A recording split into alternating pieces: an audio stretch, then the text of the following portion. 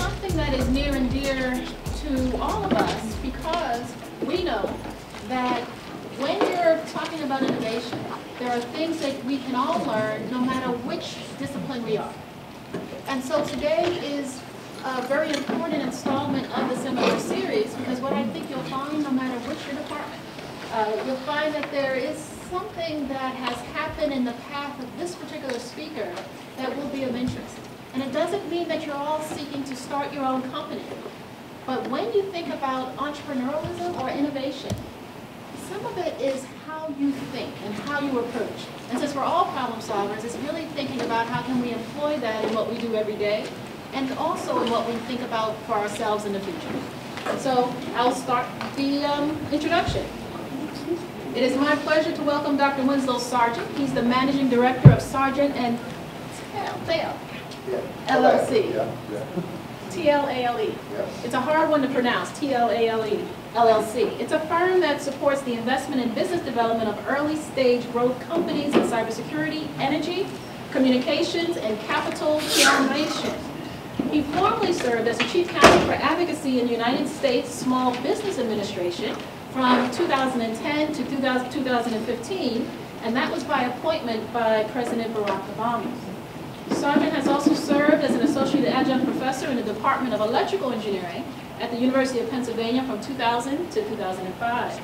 He served as Managing Director from 2006 to 2010 for Venture Investors LLC, an early-stage venture capital firm in Madison, Wisconsin. He has also served as the Program Manager at the National Science Foundation Small Business Innovation Research Office, SBIO. In today's seminar, Dr. Sargeant will share how policies and programs come together to support the development of an innovative ecosystem through entrepreneurship. Considering our own goals within the college around innovation and entrepreneurship, I am very much looking forward to today's talk. And I also want to thank Dr. Kelly and the Department of Electrical and Computer Engineering for being the host of Dr. Sargeant for us today. And so without further ado, please join me in welcoming Dr. Sargeant.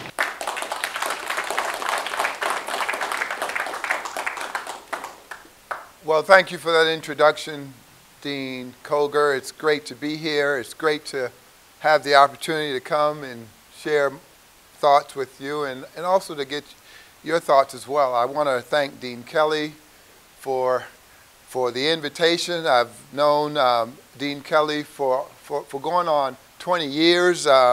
Some of you may not know that as my bio is being read, I have traveled a lot.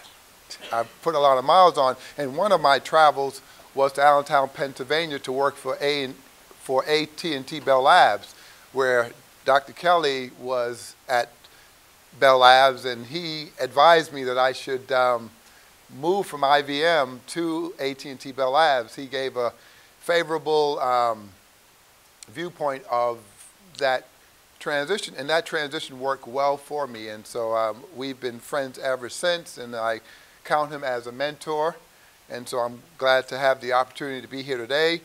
I want to thank Mary Holloway for putting together such a great travel guide, along with Terry Goodwin. It's been a good trip to be here. As outlined, I am Winslow Sargeant. I spent some time in many different jobs. Most recently, before what I'm doing now, I spent some time within the Obama administration as the Chief Counsel for Advocacy at the Small Business Administration. And that job was a job where I reported to the President, and I oversaw all the regulations that would impact small business. So that includes regulations that dealt with education, with technology, with agriculture, with H-1B visa, all the 28 million small businesses in this country, and it was a great experience. I will say that I was nominated in 2009, and it took me almost a year to get into office because during that time I was filibustered by some members in the Senate. So I completely understand what's going on now with with Loretta Lynch, you know, with her weight. She'll be confirmed. I have no doubt about it. It's just they're going to make her wait a little long, just to have the honor to serve our country. I just wanted to give some background in terms of what I've done. So I've worked in government. Most recently, I was a venture capitalist. Before then, I was an adjunct professor at the University of Pennsylvania. I spent some time with the SBIR program. Before then, I co-founded a company many years ago to bring a chip to the marketplace. And so we were fortunate because that was a time when, I call the good old days. Those were the good old days when you could build a company, not have revenue, and still sell the company for a lot of money. And so in this particular case, we were able to raise money, got some backing from Cisco Systems. We raised about $8 million over 2 rounds of funding. And 2.5 years later, when we were going to go out and raise another round of funding, a third round of funding, we were acquired for a nicely sum of $900 million. And it's amazing what $900 million can do, how it can change your life, how it can make you do things and go places where you normally wouldn't want to go.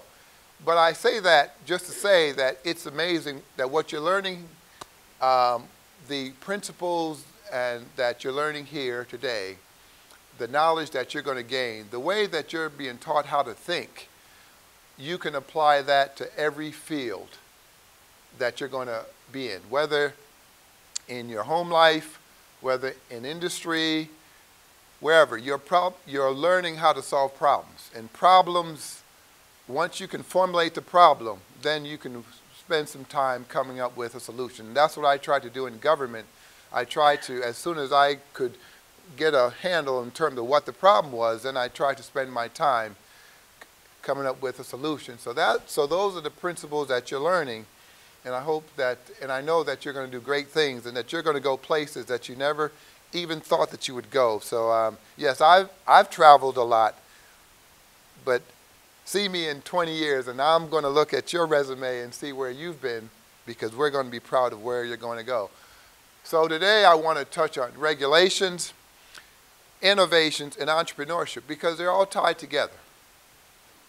Because what the regulations do, they set the framework, they set the rules in terms of how we innovate, and the path of innovation leads to entrepreneurship.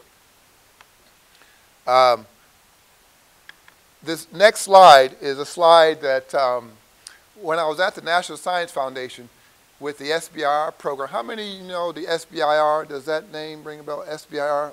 All of you should know it's a great program. It's one of the better programs within government. Great bang for the buck. But this was a model that I took, and I've used it ever since being part of the program. It says, research is the transformation of money into knowledge. And I put a but here, but innovation is the transformation of knowledge into money. Now, trained as an engineer, I like to take a block diagram approach. So what we're saying in the first half of this quote is that when you think of research, right, the input to research is money. The output is knowledge or a patent, right? So the researcher needs money, she needs money, does research, buy equipment, will do the analysis, and the output is knowledge, all right? When we think of innovation, we'll take that knowledge, right? And then the output, products and services, new things into the marketplace, what we broadly say is money. And so it's a virtuous cycle. It takes money, that first half says it takes money, funding, to do good research. So whenever someone says to you that you can do great research without funding, I'll say that you can do research without funding. I don't know if you can do great research because you need funding. That's a requirement, right? So research is a transformation of money into knowledge. That's very, very important. Now, this next slide, when we think of the ecosystem of discovery to development to commercialization, this is another chart that we used to show when I was at the National Science Foundation, is that when you think of the university, many times the funding comes from NSF, some from private donors, but in this case, we're looking at government resources. So we're looking at NSF, some from the STC, the Science and Technology Centers, some from GOLI, some from the ERC. I know that you're proud of your ERC. And so that's where funding comes many times to do that research. That's the first half of that quote that I shared in the previous slide. Now, when we want to take that research, take that knowledge, and then transform that knowledge into money, it's a long path. But it starts with small business. It starts with startups, right? So there are programs such as the STTR program, the Small Business Technology Transfer Research Program. There's the I-Corps. I know that those words are jumbled. But then there's the SBIR program, which I served in for 4 years. And so that's one. Many times, so now those are grant programs. So now you're getting a grant. You don't have to give up any equity to get the funding. So those are grants. But as soon as you want to move and you want to go into the development, then you're many times faced that those grants may start to run out. How do you cross what we call the valley of death? Because there's so many times you start a company, right? You get your grant, you got your funding, you got the knowledge, you're going down the path of building, the next great company, but then you're looking for that funding. And so that's where we always wrestle with how do you fill the valley of death. Now, there are recent programs within government, that are, there's crowdfunding now. That's not part of the slide.